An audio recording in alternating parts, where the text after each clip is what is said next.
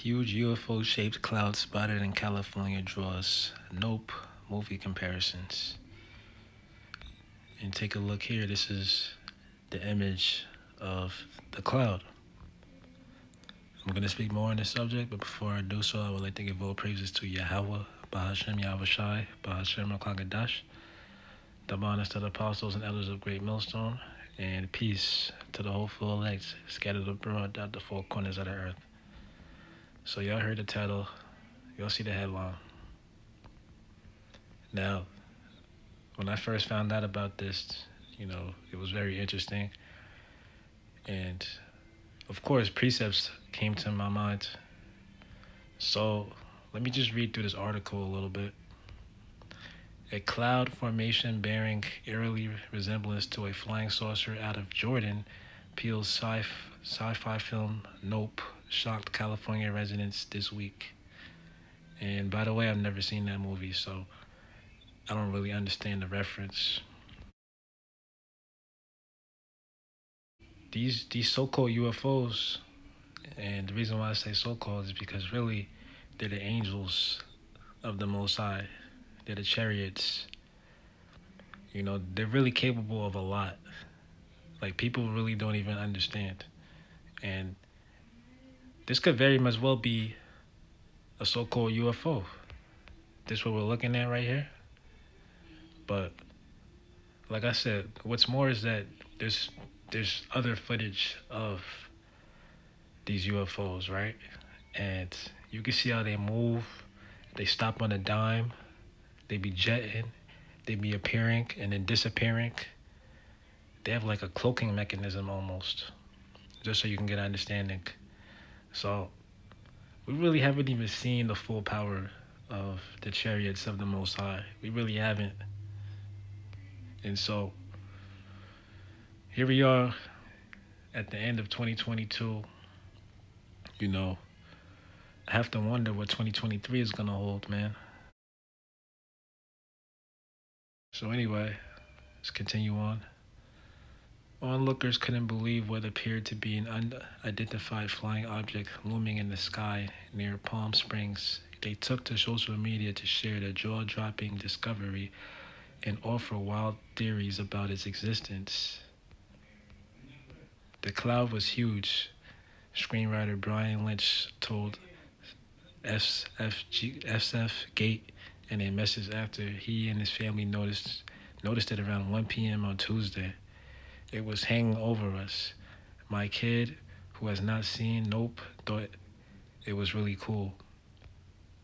He shared the out of this world spectacle in a snap on Twitter, tagging Peele and prompting other awestruck users to crack some Nope jokes in the replies. So there you go. This is the image, and it really is shaped like a ship.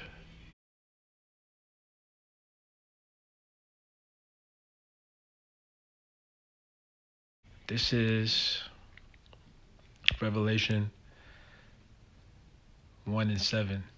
Behold, he cometh with clouds, and every eye shall see him, and they also which pierced him, and all his kindreds of the earth shall wail because of him. Even so, Amen. So, when Yahweh Shai, who the world ignorantly calls Jesus Christ, when he makes his second coming, he's going to come back on a gigantic so-called UFO. He's going to come back on a ship. And the way that the scriptures refer to so-called UFOs is clouds, chariots. Remember Ezekiel? He described it as a wheel within a wheel, a whirlwind. So, obviously those terminologies weren't around back then. UFO, UAP. So they described them as best as they could. Referring to them as clouds, referring to them as mountains also. So when these chariots crack the skies, man, they're gonna come back, and not only are they gonna beam up the elect, deliver the elect from the destruction from World War III, they're also gonna be raining down destruction. Because remember how I said how we haven't even seen the full arsenal of these so-called UFOs. We haven't even seen what they're fully capable of. Right now, they're just playing, you know? So the time is going to come where they're going to be offensive.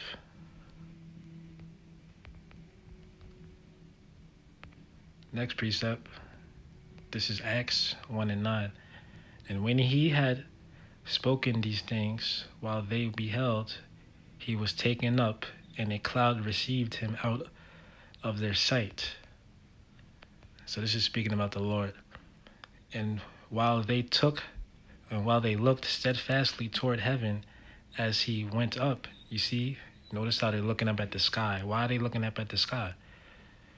Behold, two men stood by them in white apparel, which also said, Ye men of Galilee, while why stand ye gazing up into heaven?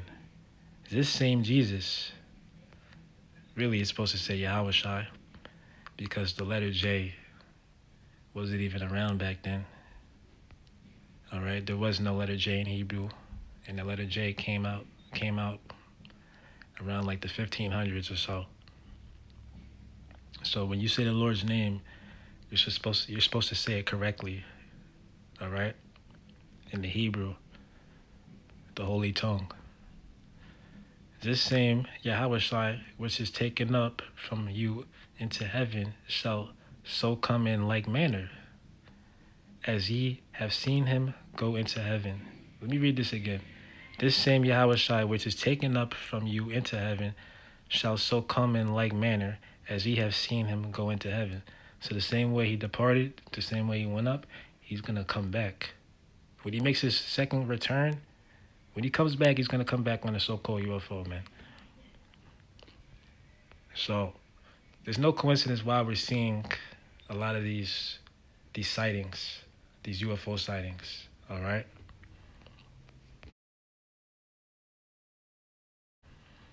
This is Exodus, and this is chapter 40, and I'll start off at verse 37.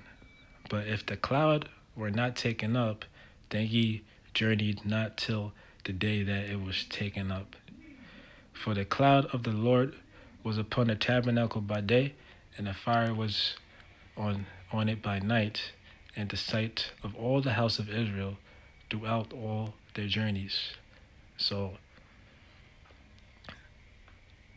if you're familiar with the story of Exodus, the Israelites were